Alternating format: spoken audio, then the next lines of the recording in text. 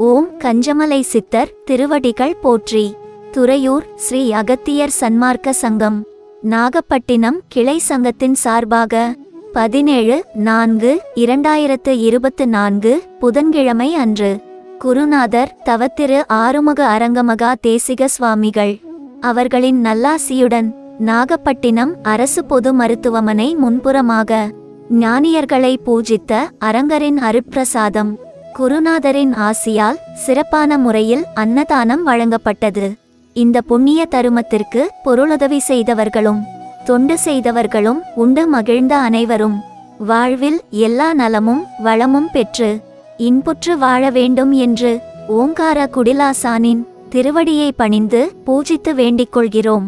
மேலும் இது போன்ற தான தரும பணிகளில் தங்களால் இயன்ற பொருளுதவி செய்ய தொடர்புக்கு திரு சிங்காரவேல் 9443224532. நன்றி, வணக்கம்.